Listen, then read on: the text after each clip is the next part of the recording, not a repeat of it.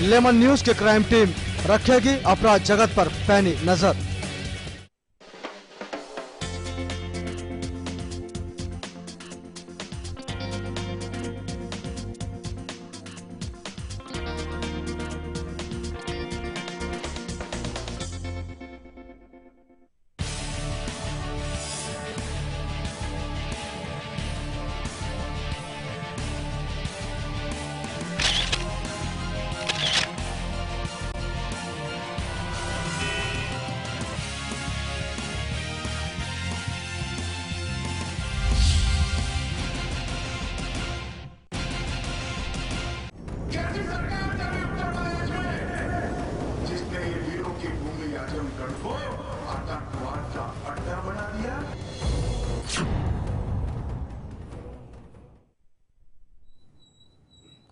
नमस्कार, मैं प्रशांत आंग्रे और आप तमाम दर्शकों का स्वागत है प्राइम टाइम में। और इस बार हम बात करेंगे आजमगढ़ पर सियासत। जहां पहले से ही अपने बयानबाजी को लेकर चुनाव आयोग का गुस्सा झेल रहे अमित शाह पर लगता है चुनाव आयोग का कोई डर ही नहीं रहा है। तभी तो वो जब चाहे जहां चाहे कुछ भी बोल दे रहे हैं। चुनाव आयोग ने उनके उल्टी सीधी बयानबाजी को लेकर उन पर पहले ही एक बार भाषण देने पर रोक लगा चुकी है, लेकिन चुनाव आयोग ने बाद में जैसे ही शाह के ऊपर से रोक हटा दी, वो अपने पुराने अंदाज में नजर आए।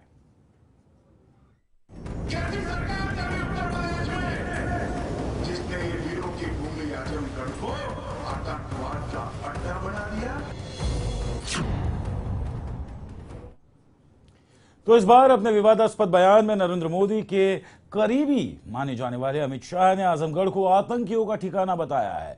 उनके इस बयान पर उत्तर प्रदेश में सत्तारूढ़ समाजवादी पार्टी ने चुनाव आयोग से उनके खिलाफ कार्रवाई की मांग की है। शाह ने रविवार आजमगढ़ लोकसभा सीट के पार्टी उम्मीदवार रमाकांत यादव के समर्थन में आयोजित एक चुनावी जनसभा को संबोधित करते हुए कहा कि आजमगढ़ आतंकियों का ठिकाना है। उनके इस बयान ने नया विवाद खड़ा कर दिया है। नरेंद्र मोदी के राइट हैंड और बीजेपी के यूपी चुनाव प्रभारी अमित शाह पर से चुनाव आयोग ने पाबंदी क्या हटाई कि अमित शाह पुराने ढर्रे पर लौट आए। अमित शाह ने यूपी के आजमगढ़ में एक रैली को संबोधित करते हुए ये कह दिया कि उत्तर प्रदेश सरकार ने आजमगढ़ को आतंकियों का गढ़ बना दिया है। कैसी सरकार चली उत्तर प्रदेश में जिसने ये वीरों की भूमि आजमगढ़ को आतंकवाद का अड्डा बना दिया। अमित शाह का ये बयान ऐसे वक्त में आया है जब एसपी के वरिष्ठ नेता आजम खान अपने ऊपर लगे पाबंदी ना हटाए जाने को लेकर चुनाव आयोग को निशाने पर ले चुके हैं। गौरतलब है कि चुनाव आयोग ने आजम खान और अमित शाह पर भड़काऊ भाषण देने के आरोप में पाबंदी लगा दी थी। हालांकि बाद में अमित शाह पर से रोक हटा ली गई थी, लेकिन लगता है कि अमित शाह को ये रास नहीं आ रहा, लिहाजा उन्होंने एक बार फिर विवादित बयान दे डाला कि एक बार गुजरात में बम विस्फोट हो गया। एक ही घटना हुई थी 12 साल में, जिसमें 100 से ज्यादा लोग मारे गए। पुलिस पीछे पड़ गई। पीछे पड़ते पड़ते पड़ते सब ढूंढ ढांड कर जिन्होंने बम धमाके करे थे सबको धर दबोचा। आपको मालूम है कहां से लोग गए थे? मालूम है? आजमगढ़ से गए थे। अमित शाह के इस बयान पर भड़की समाजवादी पार्टी ने चुनाव आयोग से इसकी शिकायत कर दी है। अब देखना दिलचस्प होगा कि क्या चुनाव आयोग अमित शाह पर एक बार फिर कार्रवाई करता है या नहीं। बहरहाल एक बात तो साफ है कि जैसे जैसे चुनाव अपने आखिरी चरण तक बढ़ रहा है, नेता बयान देने में भी जल्दबाजी करने लगे हैं, क्योंकि वो जानते हैं कि थोड़ा खतरा उठाकर भी यदि वोटरों को अपने पाले में कर लिया जाए तो ये उनके लिए घाटे का सौदा नहीं होगा। Bureau report, lemon news, Mumbai. इस अहम विषय पर हमारे साथ स्टूडियो में जो मेहमान मौजूद है, सबसे पहले उनका तारुफ करवाता हूं। हमारे साथ में भारतीय जनता पार्टी के अमरनाथ शर्मा जी इस वक्त मौजूद है। इस चर्चा में आपका स्वागत है। और साथ ही साथ महराज सिद्दीकी साहब, जो कि समाजवादी पार्टी के जनरल सेक्रेटरी ऑफ महाराष्ट्र है, ये भी इस चर्चा में शामिल है। शुरुआत करूंगा मैं शर्मा जी आपके साथ। इस तरह का बयान देना, हालांकि अमित शाह के ऊपर पहले भी चुनाव आयोग ने रोक लगाई थी, लेकिन वो बाज नहीं आए। इस तरह का स्टेटमेंट देना किसी जिले को पूरा आतंकवादी घोषित करना कहां तक का सही है, कहां तक का गलत है, या फिर ये भारतीय जनता पार्टी की सोची समझी रणनीति है जिसके तहत इस तरह की स्टेटमेंट्स दी जा रही है? पहले आपका एक स्टेटमेंट प्रशांत जी गलत है जी, कि पूरे जिले को आतंकवादी घोषित करना। आजमगढ़ को पूरा इन्होंने किया। उन्होंने बोला आजमगढ़ को जी आतंकवाद का अड्डा बना दिया है। जी उन्होंने पूरे जिले को आतंकवादी घोषित नहीं किया जी। है। और अमित शाह जी ने पहले भी कोई गलत स्टेटमेंट नहीं दिए थे। जी उनके ऊपर इलेक्शन कमीशन की कार्रवाई की लोगों ने, जी और वो बेदाग छूट कर आए। जी और इलेक्शन कमिश्नर ने उनको छूट दे दी कि भाई आप आगे से आपके जो बंदिश है सब जी, हटाई दी जाती जी। है। आजमगढ़ के कुछ आतंकवादी जी जो गुजरात में पकड़े गए थे, जी उन्होंने अपने भाषण का उसमें हवाला दिया है। जी क्या गलत किया है? जी उन्होंने कहा कि जो वीरों की भूमि थी जी उसको कांग्रेस और समाजवादी पार्टी ने जी आतंकवाद का अड्डा बना दिया। जी। क्या गलत है उसमें चलिए, बताइए। गलत नहीं है। महराज सिद्दीकी साहब, यहाँ पे बीजेपी कह रही है कोई गलत स्टेटमेंट नहीं दी, क्या रिएक्शन होगा समाजवादी पार्टी का इसमें? भाई ये तो हर गलत चीज को अच्छा बनाकर पेश करते जी। हैं। और पहली बात तो मैं ये क्लियर कर दूं शर्मा जी को कि अमित शाह ने इलेक्शन कमीशन से माफी मांगी है, माफीनामा लिखा है, तब उसको छुट्टी मिली जी। है। और हमको तो इलेक्शन कमीशन पे भी हैरत होती है क्योंकि अमित शाह है, उनको वापस आज़ादी दे दी जाती है बोलने की, लेकिन आजम खान है इसलिए उनको आज तक पाबंदी है। और मैं इस तरह के बयान की मजम्मत करता हूँ, निंदा करता हूँ। ये राजनीति में इस तरह की भाषा नहीं चलेगी, पब्लिक इसको बिल्कुल पसंद नहीं करेगी। आज पूरी बीजेपी घबराई हुई है समाजवादी पार्टी से, एक लहर है पूरे उत्तर प्रदेश में समाजवादी पार्टी की, और घबरा कर ये लोग यही कर रहे हैं कि बार बार ऐसा स्टेटमेंट दो कि वोटों का पोलराइजेशन हो जाए। लेकिन यूपी का मुसलमान, यूपी का हिंदू, यूपी का दलित, यूपी की तमाम जातियां इस बात को अच्छी तरह समझती हैं कि ये लोग क्या करने आए। और आने वाले 16 मई के बाद ये लोग देख लेंगे कि यूपी की जनता ने कितनी बुरी तरह इनको नकार दिया। इस तरह की राजनीति की हम घोर निंदा करते हैं। ये अलगाववाद की राजनीति है, ये बांटने की राजनीति है। इस तरह की राजनीति को भारत की जनता ने कभी भी पसंद नहीं किया, हमेशा इनको धक्के देकर बाहर किया है। और आने वाले दिनों में भी अमित शाह जैसे लोग बाहर कर दिए जाएंगे। इस तरह की राजनीति, इस तरह की भाषा, इस तरह की मानसिकता भारत में नहीं चलने वाली। जी, यहाँ पर शर्मा जी, जिस प्रकार से अमित शाह खुद एक प्रभारी है भारतीय जनता पार्टी के उत्तर प्रदेश के, ऐसे में प्रभारी होने के नाते उनकी एक अपनी जिम्मेदारी होती है कि किस लेवल या किस हिसाब से या क्या भाष्य किया जाए। इस चुनाव में 16वीं लोकसभा चुनाव में हमने देखा है कि हर एक नेतागण, हर एक पार्टी की अपनी सीमाओं को लांघ के एक दूसरे के ऊपर आरोप प्रत्यारोप कर रहा है। लेकिन यहाँ पे अगर आजमगढ़ की भी बात आती है, ये मान भी लिया जाए जिस प्रकार से आपने कहा है कि कुछ आतंकवादी वहां से पकड़े गए हैं, लेकिन कुछ का पकड़ना क्या पूरे के पूरे आजमगढ़ को इसका जिम्मेदार ठहराया जा सकता है? देखो, फिर पहले आपकी बात का जवाब देता हूँ। उन्होंने पूरे के पूरे आजमगढ़ को जिम्मेदार नहीं ठहराया है। कहा है आजमगढ़ आतंकवादियों का अड्डा बना दिया, पूरे आजमगढ़ की तो बात की है। चलिए, मैं शर्मा जी के लिए मैं ये जरूर कहना चाहूंगा कि मैं वो क्लिपिंग आपको पूरी दिखाऊंगा, क्या कुछ स्टेटमेंट उन्होंने कहा पूरी याद है मेरे को। जी हाँ, फिर कि जो आजमगढ़ जो वीरों की भूमि हुआ करता था, उसको आतंकवाद का अड्डा बना दिया। तो पूरा आजमगढ़ ही अड्डा हुआ ना आपके कहने के मुताबिक? पूरा का पूरा ऐसा नहीं है जहां मुसलमान बसता हो आतंकवाद का अड्डा। अब ये मुसलमान, ये सब आप पहले भिंडी बाजार को बताया आपने, फिर मदनपुरा को बताया, मुंबरा को बताया, मीरा रोड को बताया। ये है क्या? इस तरह की भाषा, इस तरह की मानसिकता चलेगी नहीं। अब यहाँ देश की जनता इस बात को अब समझने लग गई है, ये भाषा चलने वाली नहीं है। ये हिंदू मुसलमान शब्द आप उपयोग करते हैं, आतंकवाद का कोई भी धर्म नहीं होता है। हम कहते हैं, हम कहते हैं कि भाई आतंकवाद का कोई धर्म नहीं होता है, आतंकवादी सिर्फ आतंकवादी होता है। लेकिन आपने इसको भी धर्म से जोड़ दिया है। भारतीय जनता पार्टी ने कभी भी मुसलमानों को जनरल वे में आतंकवादी कहा है तो मेरे को एक स्टेटमेंट कोई भी नेता का बताइए। अब आप जो स्टेटमेंट की बात कर रहे हैं, फारूक अब्दुल्ला का क्या स्टेटमेंट था कि जितने भी लोग बीजेपी को वोट देते हैं उनको समुद्र में बहा दो। अब्बू आजमी का क्या स्टेटमेंट था? जो बीजेपी को वोट देते हैं उनका डीएनए टेस्ट करो। इल्मी का, ऐसा नहीं कहा वो, अरे ऐसा नहीं। चलाओ भाई नहीं, उसका वो देखिए, कैसेट देखिए, चलाओ, वहाँ है, सुनिए वो आप वो सीडी नहीं, चलाओ। आप समझिए ना किस प्रोस्पेक्टस में। नहीं, नहीं, देखिए भोपाल यहाँ पर में यहाँ पर भोपाल यहाँ से पर खबर आई नहीं, थी आप कि बीजेपी के लोगों ने हजारों की तादाद में बुर्का खरीदा, दाढ़ी टोपी खरीदी है। ऐसे लोगों की बात थी कि वो उनका डीएनए टेस्ट करो कि ये बीजेपी जिन मुसलमानों को अपने भाषणों में पेश करती है, अपने सभाओं में पेश करती है, वो है कौन। आपने खबर पढ़ी होगी भोपाल की कि हजारों की तादाद में बुर्के खरीदे गए, बीजेपी के लोगों ने खरीदे। जी लेकिन अब्बू आदमी का क्लियर कट स्टेटमेंट है, जो भारतीय जनता पार्टी को वोट करता है। नहीं, बिल्कुल नहीं, आप ऐसा कहा ही नहीं उन्होंने। रिकॉर्ड पे है। अरे रिकॉर्ड आप खुद सुन लीजिए, आप रिकॉर्ड पे है, आपको याद ही नहीं, आपकी याद लेकिन यहाँ पर अबू आसिम नदवी हमने बोलते बीच में। सुनिए, अमित शाह की अगर बात यहाँ पे हम कर रहे हैं, क्या मैं आपसे सीधा सीधा पूछना चाहता हूँ शर्मा जी, क्या बीजेपी को डर लग रहा है उत्तर प्रदेश में? क्योंकि उत्तर प्रदेश में समाजवादी पार्टी की सरकार है और ऐसे में उत्तर प्रदेश में 80 सीटें हैं। क्या भारतीय जनता पार्टी को इस बात का डर है कि यहां से जो वो आंकड़े, जो सीट निकालना चाहते हैं वो नहीं निकल पाएगी? इसीलिए क्या इस तरह की बयानबाजी की जा रही है वहां पर? प्रशांत जी, भारतीय जनता पार्टी की जो सुनामी चली है जी, जो मोदी जी के नाम पर सुनामी चली है जी, उससे डर के हुए कांग्रेस, सपा, बसपा, बाकी सारी पार्टियां वो डरी हुई हैं। भारतीय जनता पार्टी डरी हुई नहीं है।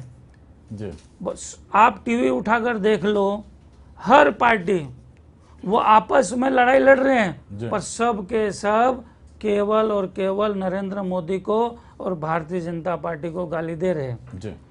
इसलिए डर उनमें है, सबकी कुर्सी खिसकती नजर आ रही है। और मैंने तो ये सुनने में आया है कि कांग्रेस ने ऐसा दिमाग में बना लिया है कि कम से कम इस इलेक्शन में हमारा सारा कचरा साफ हो जाएगा, अगली बार देखेंगे। उन्होंने ऐसा मानस बना लिया है। लेकिन यहाँ पे मेहराज सिद्दीकी साहब, पहले मुजफ्फर में जो दंगल हुई थी, यानी जो उसके ऊपर भी अमित शाह ने जो स्टेटमेंट दी थी, उसके चलते उनको चुनाव आयोग ने उनके ऊपर रोक लगा दी। ये दूसरी बार स्टेटमेंट है। देखिए, तो क्या कुछ समझा जाए यहाँ पर? ये समझने की बात है, ये घबराहट है पूरे देश में। आप पूरे इनका इतिहास देख लो, पूरे देश में इन्होंने अलगाववाद की राजनीति की है, दिलों को बांटने की राजनीति की है, नफरत की राजनीति की है। और ये राजनीति चलने वाली नहीं, जनता इसको समझती है। ये इतना घबरा गए हैं। देखिए, दिल्ली को जो रास्ता जाता है वो उत्तर प्रदेश से ही जाता है। 80 सीट है।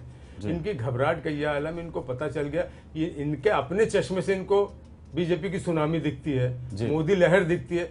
कहीं मोदी लहर नहीं है, कहीं सुनामी नहीं है। ये घबरा गए हैं। घबराने के बाद ये ऐसे स्टेटमेंट देते हैं कि वोटों का पोलराइजेशन हो जाए। लेकिन आज का हिंदू भी जागरूक हो चुका है, आज का मुसलमान भी जाग चुका है, आज का दलित भी जाग चुका है। और सारे के सारे लोग बीजेपी की नीयत को, इसकी नीति को अच्छी तरह समझने लगे हैं। और अमित शाह जैसे लोग और नरेंद्र मोदी जैसे मोदी लोगों को देश चलाने के लिए जनता नहीं देगी। और ये यूपी है। और सबसे ज्यादा इनको समाजवादी पार्टी से डर है कि वो समाजवादी पार्टी ही है जिसने बीजेपी को तीसरी पोजीशन पे वहां पहुंचा दिया उत्तर प्रदेश में। और ये समाजवादी पार्टी ही है कि आने वाले वक्तों में दिल्ली से जाने से रोकने के लिए अगर इनको कोई रोक सकता है तो सिर्फ शक्ति समाजवादी पार्टी में है, मुलायम सिंह यादव में है, अबू आजमी में है। जी, यहाँ पर जिस प्रकार से इन्होंने कहा है शर्मा जी, लेकिन मुजफ्फरपुर के जो दंगल में जो लोग पकड़े गए थे, जिसमें से भारतीय जनता पार्टी के भी 2 विधायक थे, हालांकि उनको बाद में रिहा कर दिया गया और उनका सम्मान जो है ये नरेंद्र मोदी जी ने किया। क्या वजह इसके पीछे? नहीं, नरेंद्र मोदी जी ने रिहा नहीं किया गया था, जमानत पे छूट, जमानत पे रिहा हुए थे। वो दंगल क्यों हुए जी, उसके पीछे कौन थे, वो बहुत सारे टीवी पे आ चुका है। जी, आजम खान के जो पकड़े गए, उनके जो कैसेट पकड़े गए, वो आ चुका है। जी, और जिनका आप सम्मान करने के लिए बात कर रहे हैं, ऐसा कोई उन्होंने दंगल कराया, पहले तो गलत बात है। उस दंगल के कारण उनका सम्मान हो रहा है, ये गलत बात है। वो उनके क्षेत्र में कार्यक्रम था और वहाँ के विधायक थे, उस हिसाब से जो नॉर्मल काम था वो उधर हुआ है।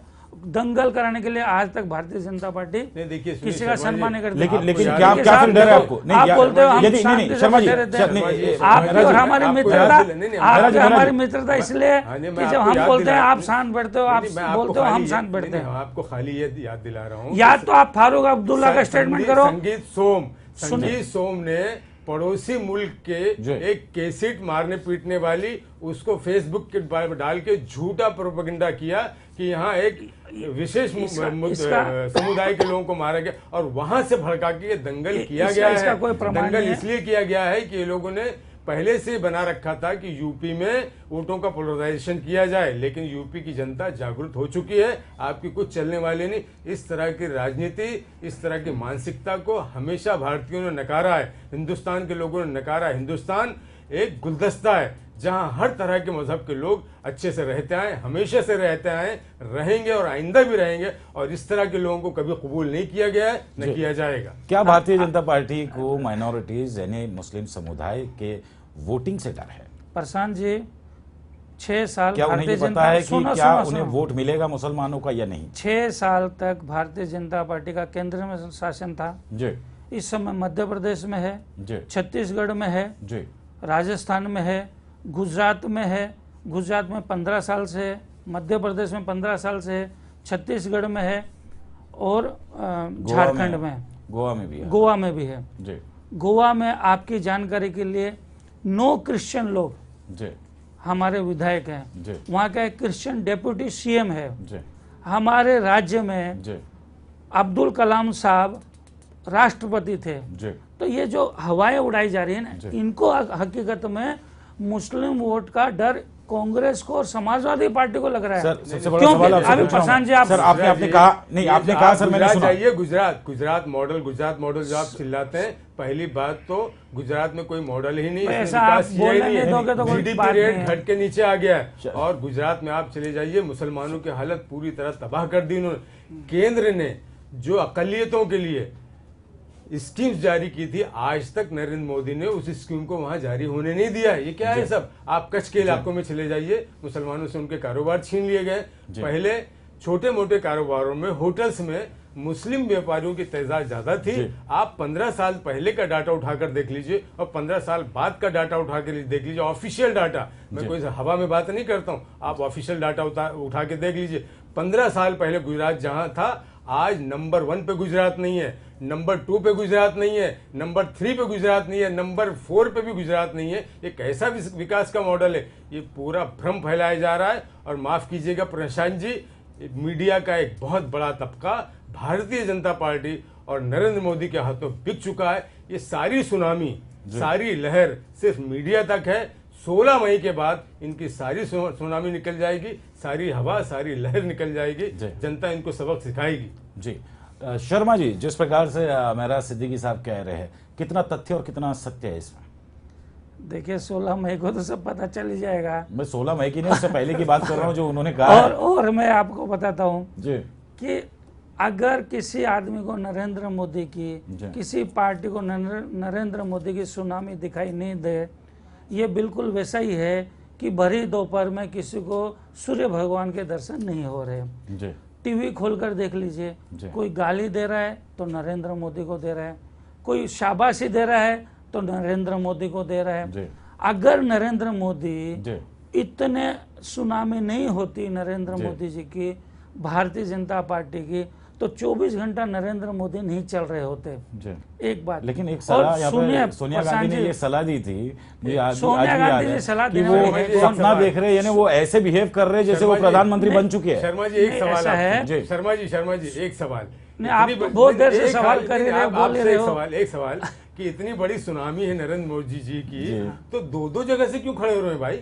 ये हम 2 जगह से, ये सब व्यू रचना का हिस्सा। सुनामी की, अच्छा मुलायम सिंह तो एक जगह से हो रहे हैं क्या? हमने कभी नहीं कहा। मुलायम सिंह तो प्रधानमंत्री बनने वाले नहीं है, हमने तो खाली यूपी में 2 जगह से हो रहे हैं और बोल रहे हैं 2। दावा नहीं किया मुलायम सिंह नहीं किया। अच्छा ये दावा तो आप कर रहे हैं सुनामी का, दावा तो आप कर रहे हैं मोदी लहर का। एक तो इसलिए मैं पूछ रहा हूँ कि इतनी लहर में वो आदमी इतना डर गए हैं कि 2 जगह से खड़े हो रहे हैं। सिद्दीकी साहब एक बात का खाली जवाब दे दो कि मैं अगर आपकी बात मान लूं कि सुनामी नहीं है और आपने जो मुलायम सिंह की भाई समाजवादी पार्टी से भारतीय जनता पार्टी डर गई है, डर तो गई है ना? सुनो, तो मुलायम सिंह जी जो वहां पर सत्ता में भी है उनके जी। लड़के मुख्यमंत्री है, वो 2 जगह से क्यों लड़ रहे हैं? हमेशा लड़ते आए और कभी इससे पहले भी वो 2 जगह वो से लड़ते हैं तो देश हमेशा में रहे। लड़ते आए हैं। नहीं तो हमने दावा नहीं किया ना अरे कि नहीं, हमारी कमाल है। ये है वो नहीं, है। मतलब नहीं, इसका रीजन हमें- मैं बता रहा हूँ। हमेशा नहीं नहीं नहीं करता नहीं, हूँ। एक सेकंड से आपके जो सवाल है मेरे ख्याल से समाजवादी पार्टी के जो अध्यक्ष है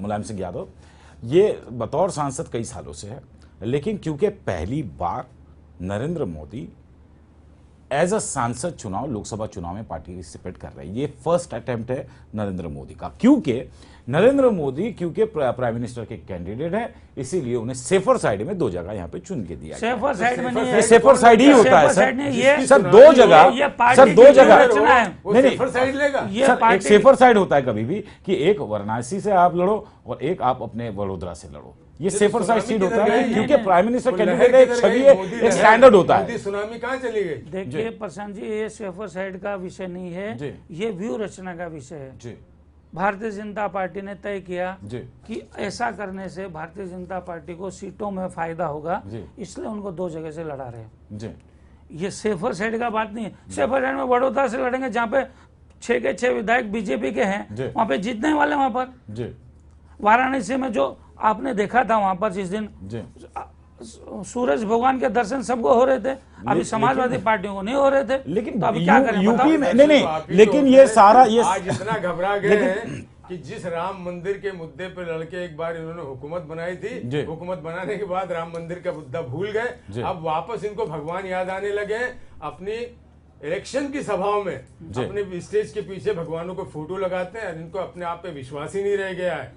ये सिर्फ भ्रम फैला रहे अच्छा, हैं और भ्रम जी। इस जनता इनका भ्रम निकाल अच्छा, देगी। शर्मा जी 15 दिन तक- ये 15 सवाल दिन तक- नहीं सुनिए ये जो सवाल इन्होंने कहा है कि क्या ऐसी जरूरत आन पड़ी कि मंच पे आपने भगवान राम की जो तस्वीर है ये पीछे लगाई और उसकी कसम खा के आप कह रहे हो, क्या वजह है? हाँ, एक जान बताता हूँ। देखिए 15-20 दिन से तो ये बोल रहे थे कि राम जन्मभूमि का मुद्दा इन्होंने मैनिफेस्टो में लास्ट पेज पे डाला हुआ, सारे लोग ये बात कर रहे थे। जी आज ये बोल रहे हैं कि इन्होंने राम जी वापस याद आ गए। जी अब कुछ तो लोग कहेंगे, लोगों का काम है कहना। दूसरी बात, जी जब पहले बोल रहे थे ममता के बारे में कुछ नहीं बोल रहे हैं, जी जयललिता के बारे में कुछ नहीं बोल रहे जी। हैं, शरद पवार के बारे में कुछ नहीं बोल रहे हैं। अरे बाबा, जब उनके गढ़ में जाएंगे, जी। जब बंगाल में जाएंगे तब ममता जी के बारे में बोलेंगे। यूपी में जाकर ममता जी के बारे में बोलने का कोई मतलब है क्या? जी जब तमिलनाडु में जाएंगे, जब ऐसा है, तो जब- अगर ऐसा है जैसा आप कह रहे हैं, तो जयललिता के बारे में बोलेंगे। जी कि जब आज अयोध्या और फैजाबाद में उनकी वो थी, जी तो राम जी के बारे में बात करेंगे। जी तो जब जो विषय होगा उसी के अनुसार उनका बैकग्राउंड बनेगा, उसी के अनुसार उसका टॉपिक होगा। जी ये ये जबरदस्ती घबरा का जाते जहां हैं। पे भी जाएंगे वही करेंगे। मिश्रा जी, जब आप लोग घबरा जाते हैं लेकिन- तो आपको लेकिन- भगवान लेकिन- याद लेकिन- आता है, लेकिन- और जब भगवान याद आता है, भगवान के नाम पर आप लोग वोट लेते हैं और वोट लेने के बाद भगवान को पीछे कर देते हैं। आपने इस देश की इस जनता बार के साथ पूरा चीटिंग की है। चुनाव आपने इस देश की विकास जनता और के गुड साथ गवर्नेंस के कोई नाम पे विकास लड़ा जा नहीं रहा है। है। काय का विकास? गुजरात जाके देख लीजिए आप, कहीं विकास नहीं है। 15 साल पहले जो जीडीपी रेट था गुजरात का, उससे 4% नीचे आ चुका है। कैसा विकास है? आप 15 साल पहले जहां खड़ा था गुजरात, वो खसक कर 1 नंबर नहीं, 2 नंबर नहीं, 3 नंबर नहीं, 4 नंबर नहीं, नीचे चला गया गुजरात। कौन सा विकास का मॉडल? आप जनता को बेवकूफ नहीं बना सकते। ये कोई मॉडल चलने वलने वाला नहीं। और 16 मई के बाद शर्मा जी आप देख लीजिएगा, भारत की जनता जागरूक हो चुकी है और आप लोगों को ये सबक सिखा देगी। आप लोगों ने हमेशा लेकिन यहाँ भारत पर- की जनता के साथ चीटिंग की है, धोखा किया है, उनके साथ धोखेबाजी की है। यहाँ पर शर्मा जी, क्या बीजेपी को वाकई बहुत सीरियसली डर लग रहा है उत्तर प्रदेश में? क्योंकि उत्तर प्रदेश में जो समीकरण बीजेपी बिठाना चाह रही है या सीटें निकालना चाह रही है, वो नहीं हाथ लग सकती है, क्योंकि वहां पे जो गढ़ है समाजवादी पार्टी का है और दूसरा बहुजन समाज पार्टी यानी जिसके अध्यक्ष है मायावती जी। इन 2 गढ़ों में से बीजेपी को अपने हिस्से की सीट निकालना आसान है, मुश्किल है? मेरे ख्याल से मुश्किल नजर आ रहा है, तभी इस तरह की चीजें हो रही है। नहीं, मैं आपका ये प्रश्न से सहमत नहीं हूँ जी कि ये बहुत डर है और यहाँ से सीटें निकालना मुश्किल हो रहा जी है।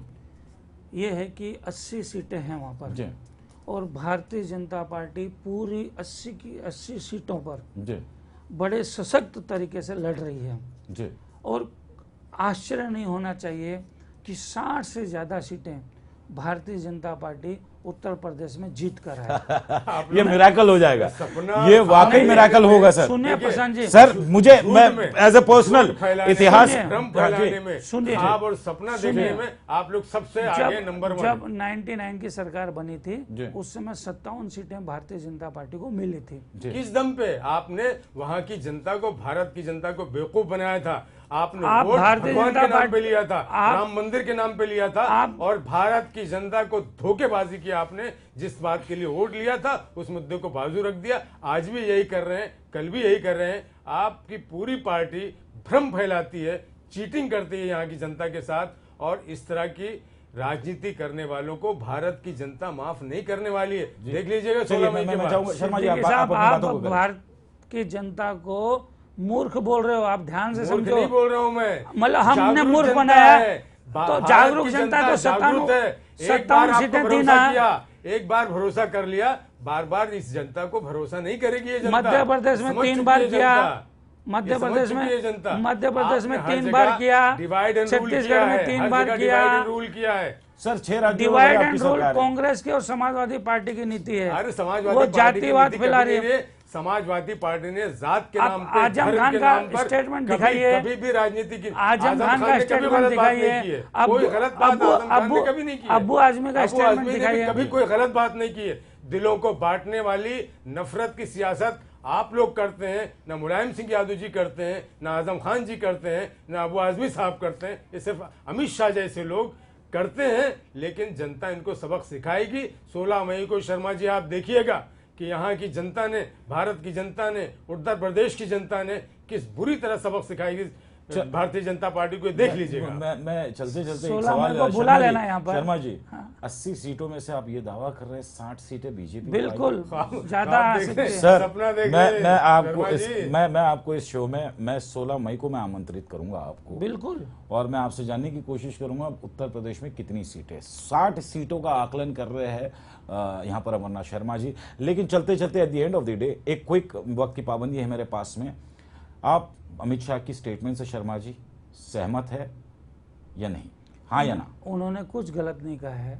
गलत उन्होंने नहीं कहा है, और उसके पीछे उन्होंने बेसिस बताया है जी कि जितने भी आतंकवादी गुजरात में पकड़े गए जी वो आजमगढ़ से आए थे। जी तो उन्होंने कहा कि जो सर, वीरों की भूमि थी सर, उसको आपने आतंक का अड्डा बना दिया। जी। अगर समाजवादी पार्टी का उनको प्रश्रय नहीं होता तो ऐसे आतंकवादी वहां पर पैदा नहीं होते। चलिए यहाँ पे चलते चलते आखिरी सवाल मेहरा साहब आपसे मैं यहाँ पे जानने की कोशिश करूंगा। जो स्टेटमेंट अमित शाह ने दी है, लगता है क्या ये सिर्फ और सिर्फ इन्फ्लुएंस करने के लिए दी है, या फिर इसके पीछे भी कोई राजनीतिक फायदा हो सकता है इस तरह की स्टेटमेंट? बिल्कुल राजनीतिक फायदा उठाने के लिए लोग करते हैं, वोटों का पोलराइजेशन करना चाहते जी। हैं, और इस तरह के बयान की, इस तरह की मानसिकता की हम घोर निंदा करते हैं, और चुनाव आयोग से, इलेक्शन कमीशन से ये मांग करते हैं कि ऐसे व्यक्ति पर, अमित शाह जैसे व्यक्ति पर हमेशा हमेशा के लिए पाबंदी लगा दी जाए कि ये लोग नफरत की सियासत न कर सकें। चलिए बहुत बहुत शुक्रिया आप दोनों मेहमानों का। मेहरा सिद्दीकी साहब आपका बहुत बहुत शुक्रिया, साथ ही साथ अमरनाथ शर्मा जी आपका भी बहुत बहुत शुक्रिया। आप दोनों मेहमानों ने आए, अपनी बाजू, अपनी पार्टी की बाजू बहुत ही खूबसूरत अंदाज में यहाँ पर आप लोगों ने रखा है।